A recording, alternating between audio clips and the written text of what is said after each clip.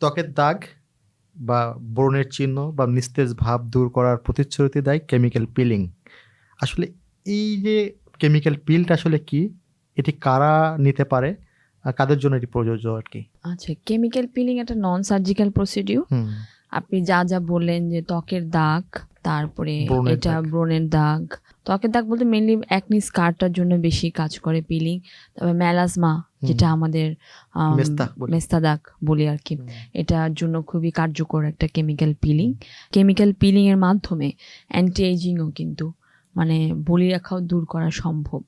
তো chemical peeling হলো একটা খুবই নিরাপদ একটা চিকিৎসা। হুম, এটা জাস্ট একটা, যেটা বলে যে আগের দেশে যে গ্রিক দেবীরা, ওরা কি হতো কি যে আপনার যে দুধের মধ্যে ল্যাকটিক দুধ, মানে দুধ জমিয়ে পচা দুধ বলতে পারেন, হুম, ওটার মধ্যে গোসল করতো ওরা, ওটার মধ্যে ল্যাকটিক অ্যাসিড ছিল। আচ্ছা। ওই কনসেপ্ট থেকে কিন্তু এই কেমিক্যাল পিলিং এর কনসেপ্ট, এই কেমিক্যাল পিলিং এর কনসেপ্ট, ওই অ্যাসিড আমরা ইউজ করি। তার গ্লাইকোলিক অ্যাসিড আছে, স্যালিসাইলিক অ্যাসিড আছে, ফেনল আছে, হুম, তারপর ল্যাকটিক অ্যাসিড আছে, যেটা আমি বললাম যে গ্রিক দেবীরা ইউজ করতো। তো এই কনসেপ্টে আসলে সৌন্দর্য বর্ধনের জন্য এই কেমিক্যাল পিলিং। তো এটা একটা সেফ প্রসিডিউর। এটা 2 থেকে 3 মিনিট লাগে। হুম, এরপর পেশেন্টের কিছু মেনটেন করতে 5 দিন মেকআপ করতে পারবে না।